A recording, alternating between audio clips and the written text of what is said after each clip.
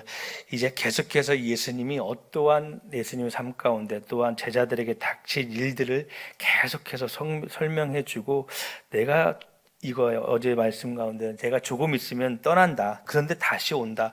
예수님께서 그 십자가의 고난과 부활의 말씀을 제자들에게 비유로 말씀을 이야기하는데 제자들은 그걸 깨닫지 못해요. 함께 그동안 함께했던 예수님이 우리 곁을 떠난다고? 그 말을 들은 제자들은 아마 근심이 쌓이고 걱정이 있을 거예요.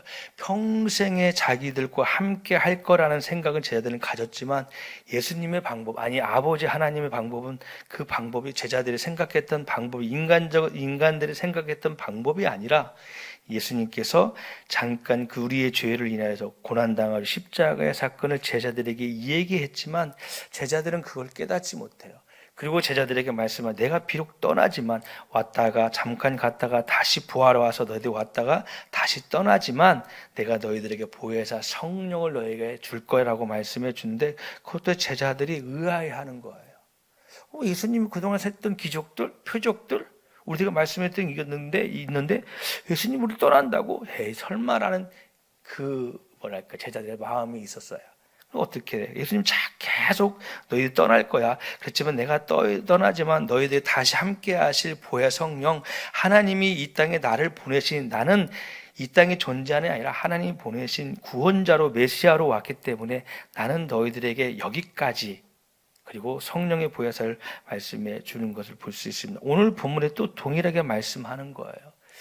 자기가 예수님이 누구라는 것을 제자들에게 계속 어필을 하지만, 이 얘기를 하지만 제자들은 깨닫지 못해요. 하나님의 아들이라는 것을 제자들이 알지 못한다는 거예요. 근데 주님은 계속해서 나는 하나님의 아들이야. 이제는 나를 통해서 너희들이 하는 비유로 내가 하는 게 아니라 이제 나를 통해서 너희가 하나님과의 관계, 하나님과의 멀어졌던 관계, 인간의 죄를, 너희들과 인간의 죄를, 멀어졌던 죄를 내가 이제 십자가의 고통으로, 십자가의 죽으심으로 이제 하나님과의 멀어졌던 관계, 회복되는 관계가 나의 죽음으로 이제 너희들 회복된다고 말씀해 주는 것을 하고 있는데 제자들은 그걸 깨닫지 못해요. 오늘 본문이 그런 말씀이에요. 지금까지는 이런 것들을 내가 너희에게 비유로 말씀하였으나 다시는 내가 비유로 말하지 아니하고 아버지께 대하여 분명히 말해줄 때가 올 것이다 라고 말씀해 주는 것을 볼 수 있습니다. 여러분, 그날은 제자들이 예수님의 이름으로 아버지께서 직접 기도할 때가 될 거라고 말씀해 주는 것을 볼 수 있습니다. 그러나 제자들은 이 비유로 말씀하지 않는다면 예수님은 모든 것을 다 아시고 하나님께로 오심을 믿는다고 제자들이 고백하는 것을 볼 수 있습니다. 그런데요, 이 고백에도 예수님께서 말씀하는 거예요. 너희들이 내가 하나님께 보내신 아버지가 예수님이라는 것을 고백하지만 예수님께서 그러는 거예요. 그러나 너희는 나중 다가올 그 사건들이 있어서 너는 나와 함께하지 않고 다 흩어진다고 말씀해 주는 것을 볼 수. 이게 인간의 마음이에요. 자기들에게 우리에게 어려움이 오고 고난이 오면 예수님이 누구신지 몰라요. 하나님이 누구신지 몰라요. 또 내가 내 정체성이 누군지를 모르고 그 고난에 얽매여서 그 고난에 힘든 고난을 아버지 주님이 함께 한다는 사실을 우리가 기억하면서 이겨야 되는데 우리는 그 고난으로, 어려움으로 쓰러지고 맙니다. 제자들도 마찬가지예요. 분명히 예수님께서 말씀하고 있어요. 31절 보세요. 예수님께 대답하셨다. 이제는 너희가 믿느냐? 그런데 또 32절에 또 예수님께 말씀하시는 거 볼 수 있어요. 보아라, 너희가 나를 혼자 버려두고 제 갈 길로 간다. 예수님께서 분명히 너희가 나를 믿느냐고 말할 때 제자들은 당당히 말했을 거예요. 그런데 예수님 제자들에게 다시 말해요. 근데 너희들 앞으로 나에게 다가올 일이 있을 때 너희들이 각자 다 집으로 흩어진다는 거예요. 예수님은 제자들의 행동과 믿음을 알고 있었다는 겁니다. 그렇습니다.